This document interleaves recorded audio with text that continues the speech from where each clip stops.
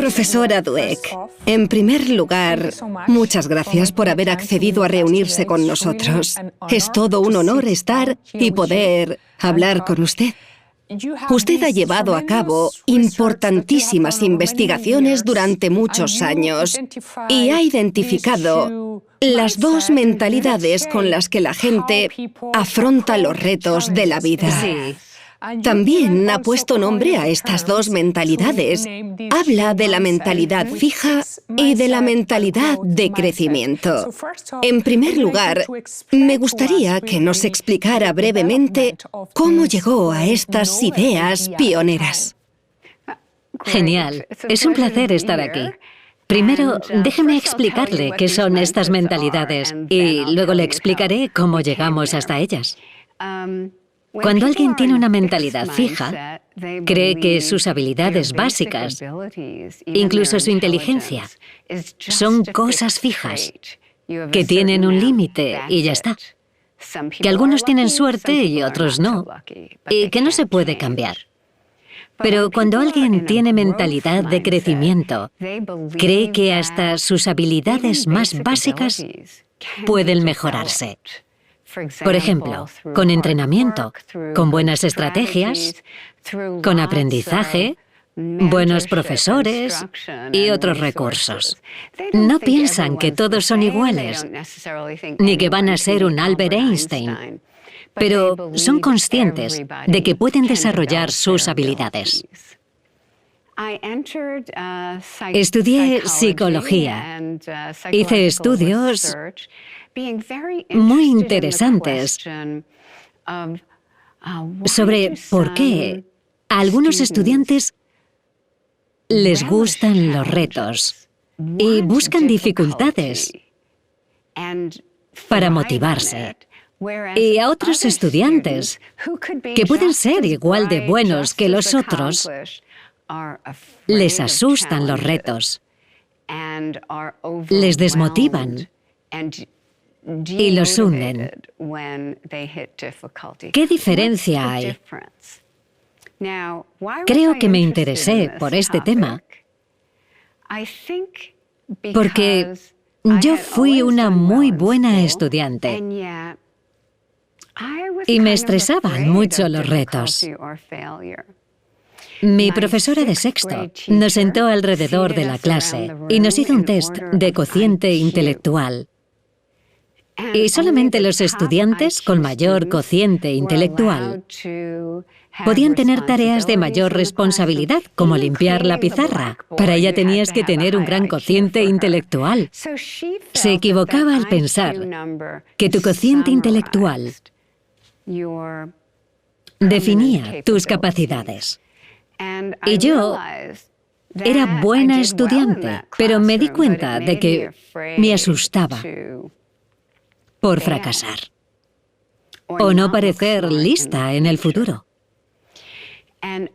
Y tras varios años de investigación, me di cuenta de que el miedo al fracaso y la percepción que tienes de la inteligencia van de la mano.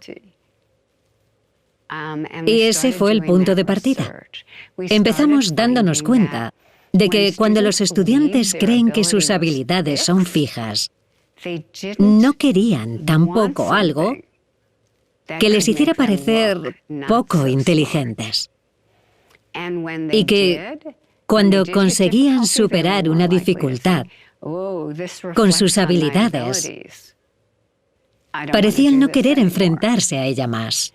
Pero cuando alguien con una mentalidad de crecimiento se enfrentaba a un desafío, se motivaba, quería mejorar sus habilidades. Y si era algo difícil, esta era la mejor manera de desarrollarlas. Comparé estas dos mentalidades, el deseo, las resiliencias a la hora de enfrentarse a un reto. Es de vital importancia que nuestros hijos aprendan con una mentalidad de crecimiento. sobre todo en el mundo de hoy en día, donde no sabemos a ciencia cierta qué trabajos tendrán y necesitamos niños que amen los desafíos y la incertidumbre y que no se sientan superados. También es importante dejar claro que todos tenemos las dos mentalidades. No es que unos seamos de mentalidad fija y otros de mentalidad de crecimiento, sino que puede que cambiemos de una mentalidad a otra. Es decir, todos tenemos las dos mentalidades según el momento. Por ejemplo, normalmente yo tengo mentalidad de crecimiento. Pero si me enfrento a un reto muy importante, puede que empiece a pensar, no tengo las habilidades para conseguirlo, quizá hago el ridículo si me expongo. Quizá, si tengo un contratiempo, puedo empezar a pensar de manera fija. Quizás si conozco a alguien que es más inteligente que yo, puedo sentirme inferior a esa persona. Hay muchas cosas a nuestro alrededor que pueden llevarnos a una mentalidad fija, incluso cuando normalmente tenemos una mentalidad de crecimiento. Por esto es muy importante enseñar a nuestros hijos y a nuestros estudiantes a que disfruten con los retos, a que aprendan a desenvolverse ante los desafíos y que tengan resiliencia frente a los obstáculos. Les vendrá genial en la escuela y también para su vida fuera de ella. Carol, aunque tengamos las dos mentalidades, corríjame si me equivoco, cada persona tiene una mentalidad más dominante que la otra. Sí. Y en nuestra investigación hemos medido qué mentalidad es más dominante en una persona. Y luego lo usamos para predecir si llevará bien un desafío, como un examen de matemáticas, por ejemplo. Si superará las dificultades. Así que sí, medimos cuál es más dominante que la otra y luego predecimos cómo actuará en una situación desafiante. ¿Y cuándo empiezan a ser evidentes estas mentalidades? Cuando un padre, por ejemplo, se da cuenta de que su hijo tiende hacia una mentalidad fija o una de crecimiento. Incluso en niños pequeños, entre 3 y 4 años, no es que su mentalidad se haya formado totalmente, pero sí que vemos algunos rasgos de mentalidad fija o de crecimiento. Muchos de estos niños ya empiezan a desarrollar mentalidad de crecimiento a esa edad, pero otros, cuando se les riñe o se les critica o fallan en algo, piensan, no soy una buena persona. Y esto es algo de mentalidad fija. No quieren seguir con lo que hacían. Un padre puede darse cuenta de si a su hijo le asustan las dificultades, si se rinden con facilidad y se frustran rápidamente, si dicen, no puedo hacer esto sin haberlo intentado de verdad. En ese caso, hay que centrarse en descubrir qué pasa. Es el mayor reto de padres y docentes, averiguar qué ocurre. ¿Qué es lo primero que podemos hacer? ¿Qué debemos hacer? Vamos a observar, a probar cosas diferentes y lo descubriremos. El mayor regalo que le puedes hacer a un niño es enseñarle que no pasa nada si no consigue algo ahora, pero que con tiempo, esfuerzo, aprendizaje y colaboración puede lograrlo. La cultura del esfuerzo, algo tan extendido. Tengo entendido que cuando un niño se bloquea en algo que le ha dedicado mucho esfuerzo, no le tienes que decir que siga intentándolo, porque es continuar con una estrategia ineficiente. No le funciona. Me gustaría que nos contara más de esta idea. Sí, exacto. Al principio, nos centramos mucho en el esfuerzo. Establecimos estrategias y todo eso, pero nos centrábamos en el esfuerzo. Luego, nos dimos cuenta de que la gente se lo tomaba demasiado en serio. Se pensaban que la mentalidad de crecimiento solo consistía en esforzarse, que lo importante era que el niño se esforzara al máximo, tuviera éxito o no, que no podían decirle a su hijo que lo había hecho bien. Una vez un padre vino y me dijo, me encantaría poder alabar los logros de mi hija. Le dije, ¿pero qué dices? Claro que puedes aplaudir sus logros. Pero luego, hablad sobre cómo ha llegado hasta allí. Es el proceso lo que importa, no solo el esfuerzo. Si le dices a un niño, «Guau, has trabajado muy duro», pero realmente no ha progresado nada, ¿por qué se lo dices? Le puedes decir, «Valoro mucho el esfuerzo que has hecho, pero vamos a averiguar cómo mejorar». No hay que quedarse en el esfuerzo, sino en el proceso del niño a la hora de progresar. Y al final de ese proceso, el niño necesita comprometerse a mejorar todavía más. Ese proceso, desde luego, que incluye esfuerzo. Pero si no tiene las estrategias necesarias, que se esfuerce más no servirá de nada. Y se frustrará por ello, porque si se esfuerza y no lo consigue, pensará que no puede. No solo el esfuerzo es importante, sino entender que se necesitan aplicar diferentes estrategias. Entender cuándo se necesita ayuda, cuándo es necesaria de verdad y que sea colaborativa. Vamos a averiguarlo. Y también que cometer errores no es necesariamente algo malo. Totalmente. En una de mis primeras investigaciones, un chico dijo, los errores son nuestros amigos. Y yo me quedé, ¿en serio? Nunca los había visto así, pero lo son. Cuando hacemos algo muy difícil, tienes derecho a equivocarte. Y a menudo se aprende más de los errores que de los logros sencillos. Sí, los errores son inevitables y son de donde más se aprende.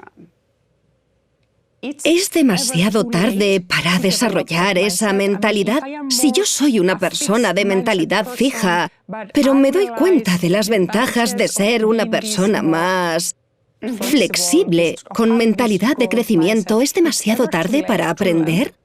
Nunca es demasiado tarde para aprender. Para mucha gente, no es fácil aprender a cambiar. Si has vivido siempre con miedo a los retos o creyendo que los errores te hacen menos inteligente, puede ser muy complicado aprender a cambiar. Pero nunca es demasiado tarde. Un antiguo alumno mío tiene un grupo de investigación dedicado a la gente mayor. Ha descubierto que la memoria puede mejorar cuando les enseñas la mentalidad de crecimiento, así como su habilidad para aprender. Así que nunca es tarde. Mucha gente tiene pequeñas islas de mentalidad fija en su cabeza. No puedo hacer esto, no puedo hacer mates, no sé tocar un instrumento, no aprenderé nunca otro idioma. Encajan muy bien en esas, o quizás solamente han vivido una mala experiencia. No hace mucho, conocí a varios profesores de primaria que decían que de pequeños odiaban las matemáticas. Aprendieron la mentalidad de crecimiento. Dieron cursos de matemáticas y descubrieron que les encantaba y que se les daba genial. Nunca es tarde para descubrir algo nuevo. Y quizá, cuando eras joven, tuviste una mala experiencia o que no sabías dibujar bien y no entendías por qué.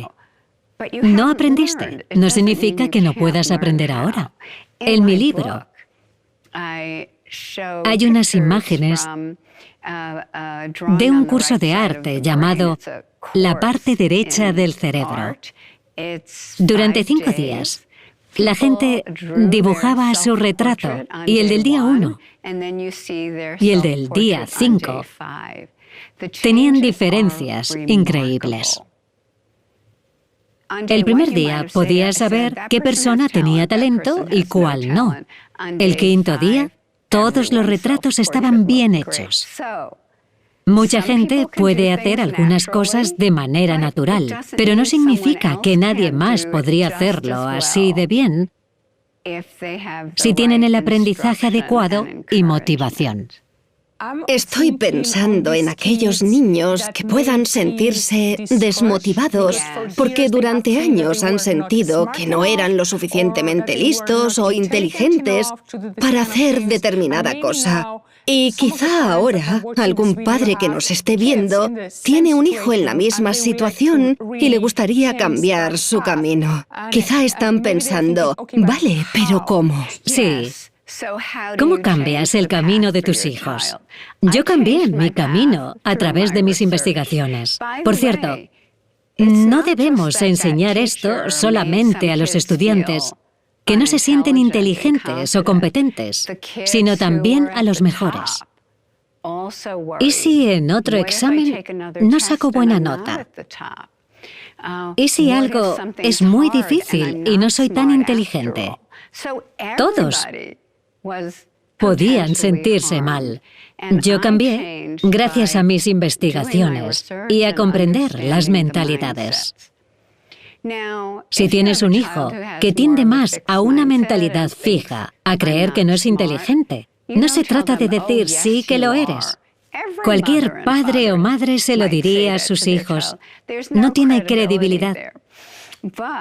Pero dices, no se trata de lo que seas ahora o cuán inteligente seas, sino de aprender y de ser cada vez más inteligente.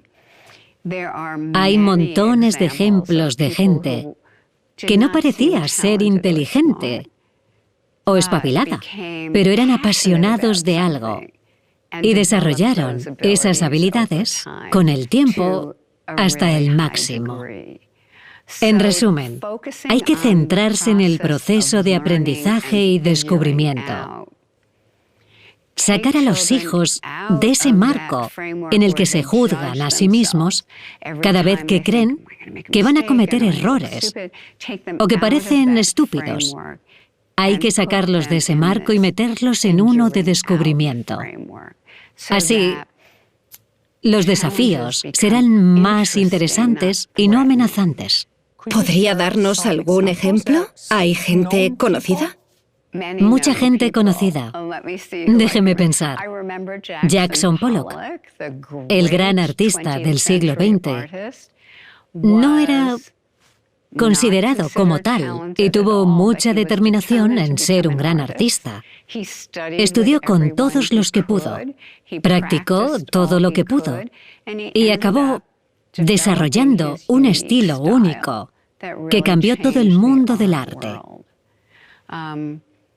En mi libro tengo el ejemplo de un ilustre científico que, según los test de inteligencia de su escuela primaria, tenía un cociente intelectual bajísimo. Nunca habría intentado convertirse en un famoso científico. Hay muchos atletas que no parecían especialmente habilidosos y han acabado rompiendo récords mundiales. Einstein no era un gran estudiante. El padre de Darwin estaba muy decepcionado con la inteligencia que parecía tener su hijo. Pero en ambos casos había algo en lo que creían, que les fascinaba. Y desarrollaron ese interés y habilidad con el tiempo. A los padres les preocupan demasiado las notas de sus hijos. Y lo entiendo, porque son algo a lo que prestar atención. Pero supongo que darles mucha relevancia a las notas puede ser contraproducente, porque los niños pueden sentirse presionados a tener buenas notas. Me gustaría que nos contara su opinión. Desde luego. Tener buenas notas es bueno. Creo que todos estamos de acuerdo. Pero darle tanta importancia a las notas significa que a tu hijo le estás diciendo, sacar buenas notas es mejor que aprender. Sacar buenas notas es más importante que entender algo profundamente y empaparte de ello. Sacar buenas notas es mejor que tener ideas nuevas. Sacar buenas notas es más importante que saber vencer a las dificultades. Si consigues sacar buenas notas sin esforzarte, ese padre estaría muy contento. Pero eso no te prepara para la vida. Te prepara para tener buenas notas en la escuela. Pero si no entiendes algo a fondo, si te bloqueas con las cosas difíciles, no sabes cómo tener ideas nuevas.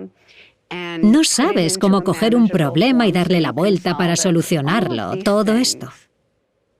Si no sabes qué te interesa, todas estas cosas no preparan a los niños para la vida.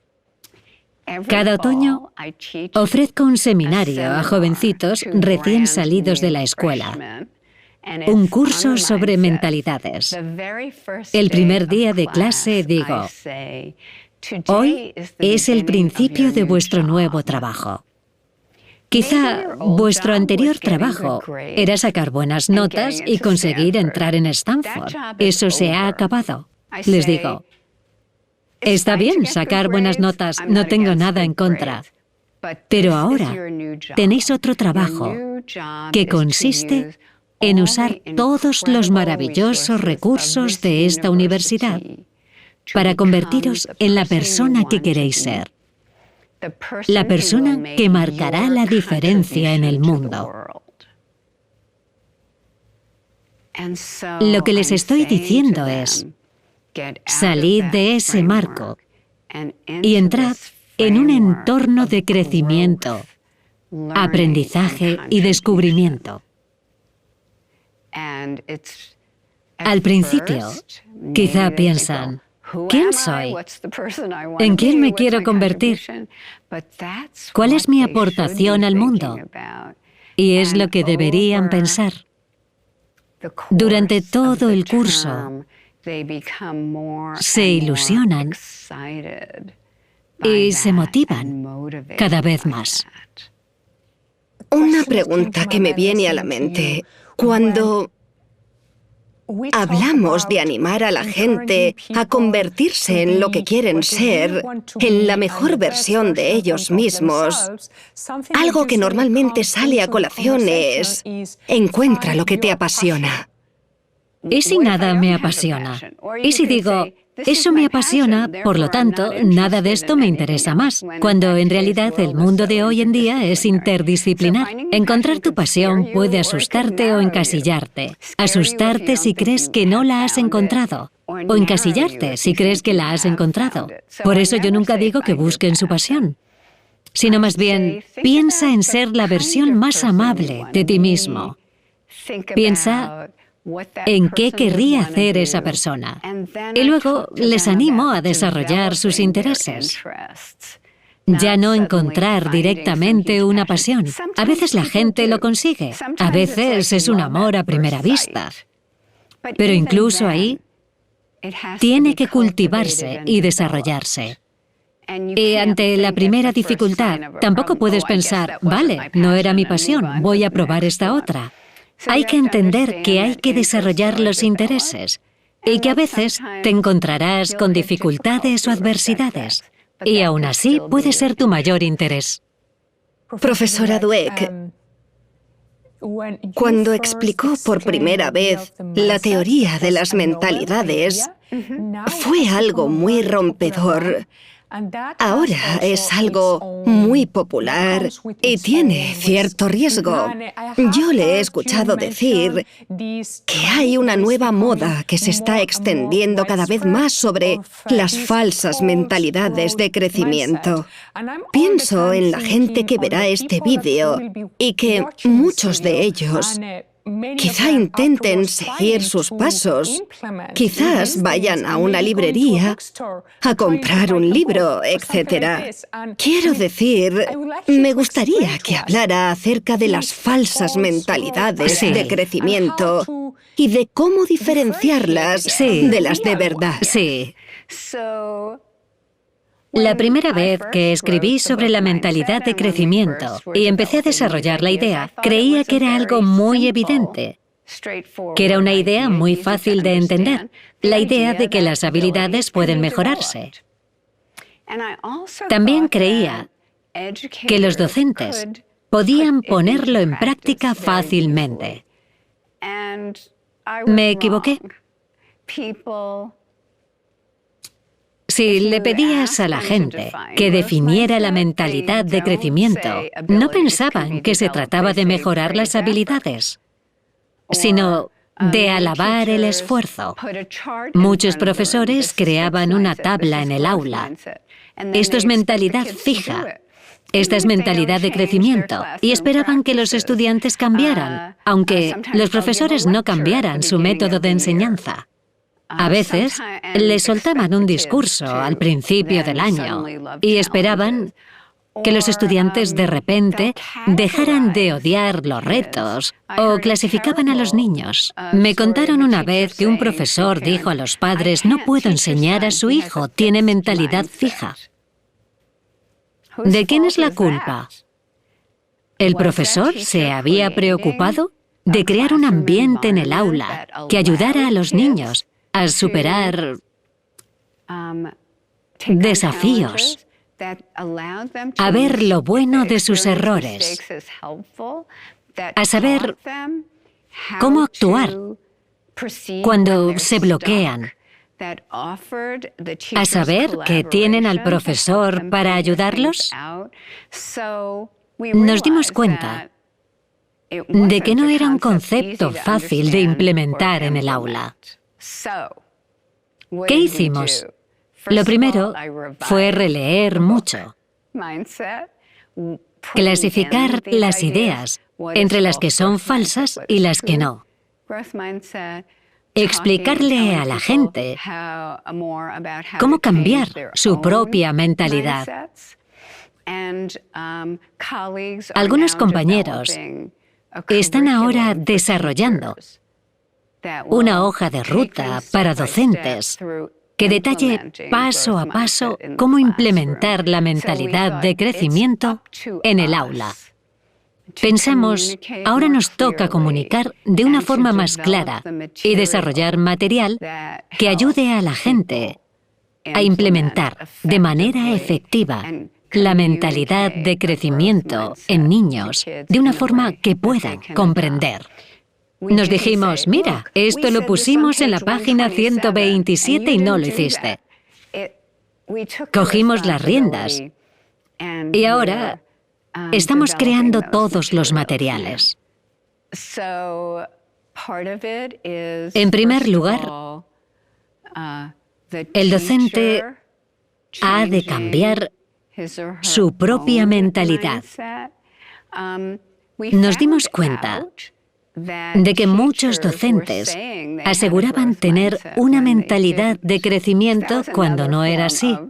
De nuevo, mentalidad de crecimiento falsa. Decir que la tienes cuando quizá ni la comprendes. Ahí fue cuando, con ayuda de una compañera de Australia, Susan Mackey, comprendimos que todos tenemos varias mentalidades. Entendimos las dificultades y aprendimos a enseñar a docentes a cómo identificar la mentalidad fija y qué hacer al respecto. El primer paso es reconocer tu propia mentalidad fija. El siguiente paso es cometer tus propios errores en el aula y descubrir, delante de estudiantes, cómo corregirlos. Muchos de los profesores de matemáticas más reconocidos cometen errores. Y a la clase le encanta.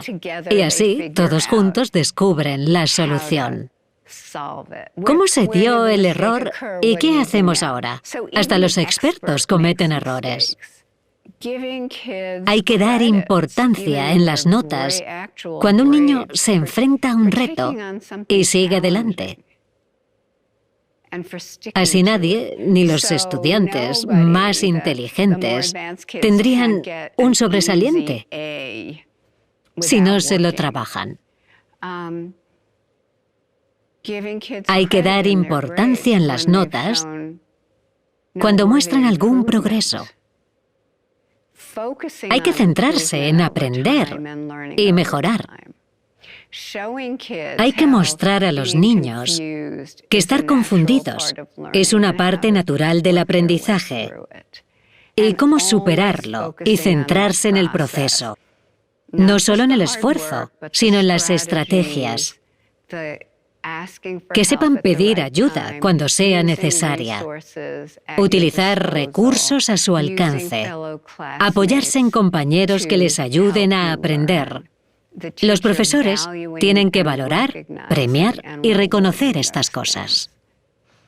Profesora, escuchándole hablar, me acuerdo de, por ejemplo, el director de un centro que tiene que contratar profesorado y, obviamente, el director o directora quiere contratar profesorado con esta mentalidad por el impacto que puede tener en la educación de los niños, que es evidente. ¿Cómo se puede identificar si un docente tiene mentalidad de crecimiento? Bueno, hay muchos criterios a la hora de contratar a un docente. No es que la mentalidad sea el único criterio. Es recomendable observar si el candidato cree que hay estudiantes con afán de aprender y otros que no. Si se centra en los listos y deja de lado a los que cree que no lo son. Observar cómo reacciona cuando un niño se bloquea en un problema de matemáticas, por ejemplo. ¿Cómo los ayuda? Observar cómo actúa cuando un estudiante no avanza, aunque trabaje mucho. ¿Lo acepta o le ayuda a descubrir cómo avanzar? En fin, ponerle casos prácticos para observar cómo reaccionaría. También es recomendable prestar atención a si utiliza la mentalidad de crecimiento en sus estrategias de enseñanza, si entiende que ellos son los responsables de gente que está creciendo. A mí me encanta oír cuando un profesor dice: cada estudiante tiene algo que enseñarme. Es maravilloso. Primero, porque se intuye un profundo respeto hacia los estudiantes. Y en segundo lugar, porque demuestra un gran interés por aprender cómo enseñar a todos los estudiantes. Profesora Dweck, seguro que muchos padres están encantados de oírle decir que somos seres vivos en proceso, que siempre podemos aprender cosas nuevas y mejorar las que ya sabemos. Pero también me imagino a gente pensando: yo estoy bien. Con lo que sé y con lo que soy, no necesito aprender más. Es decir, con una mentalidad fija. ¿Qué les diría? Creo que es una decisión personal. Si alguien dice, me vale con lo que sé, no tiene por qué tener mentalidad fija. Puede no tener una motivación por aprender, pensar. Podría aprender, pero ¿para qué? Si es su decisión y creen que es lo correcto, no pasa nada. Pero si se quedan sin trabajo y no están preparados para otro, si no saben cómo aprender, si es algo que dicen a la defensiva y no creen de verdad que puedan aprender, todo esto puede ser problemático. Creo que todos deberíamos tener ganas de aprender, saber cómo aprender, saber cómo vencer los miedos. Puedes querer usar todo esto o no, vale. Por cierto, nadie puede saberlo todo. Hay cosas en las que nos esforzamos y cosas en las que no. Tomamos decisiones, pero tenemos que ser conscientes de que podemos aprender y tenemos que saber cómo hacerlo. La mentalidad de crecimiento es una herramienta. Hay muchas más, por supuesto, que ayuda a la gente a moverse en este mundo desconocido. No creo que lo que se hace en muchos centros ayude a moverse. ¿Conseguir un número muy alto en un examen? Muy bien, genial. Pero ¿vas a ser capaz de emprender o de conseguir que alguien te contrate?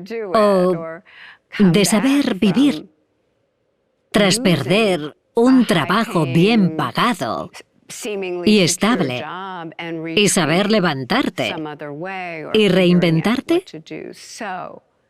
Ahora, más que nunca, necesitamos una mentalidad de crecimiento junto con herramientas de resolución de problemas. ¿Cuál es la relación entre la mentalidad de crecimiento, de la que hemos hablado, y la inteligencia emocional? Mucha gente define la mentalidad de crecimiento como algo dentro de la inteligencia emocional. La inteligencia emocional es algo enorme. Engloba muchas habilidades como ¿sé cómo te sientes ahora mismo? ¿Sé diferenciar si estás enfadada o alegre? Eso es la inteligencia emocional.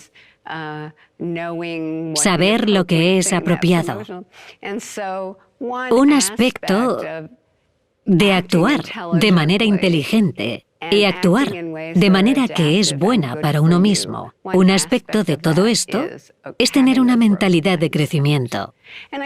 Y creo que la gente, cuando habla de la inteligencia emocional o de la inteligencia socioemocional, se refiere a todo lo que no está en tus habilidades cognitivas. Y buscar la mentalidad de crecimiento, ponerla en práctica, es precisamente un aspecto de inteligencia socioemocional. Profesora Dweck, para ponerle la guinda final a la entrevista, ¿podría compartir un mensaje con los espectadores? Una idea que crea que es importante. Sí, hay algo en lo que últimamente pienso mucho. Hay una manera en la que he retratado la mentalidad de crecimiento como algo más individual. Yo puedo mejorar mis habilidades y tener más éxito. Pero cuando observo el mundo a mi alrededor, veo que no es suficiente. En lo que ahora estoy reflexionando 24 horas al día, porque probablemente mientras duermo también pienso en ello. Es en cómo podemos mejorar nuestras capacidades para sumar con ideas, con buen trabajo, con la sociedad en general. ¿Cómo podemos comprender lo que es necesario y contribuir en ello, no desde el yo, sino desde el nosotros? ¿Cómo podemos poner nuestro talento y habilidades en práctica para hacer del mundo un lugar mejor? Son preguntas que necesitan una respuesta urgente. Sí, y espero que la tengamos. Gracias, profesora Dweck, por compartir su tiempo con nosotros. Un placer.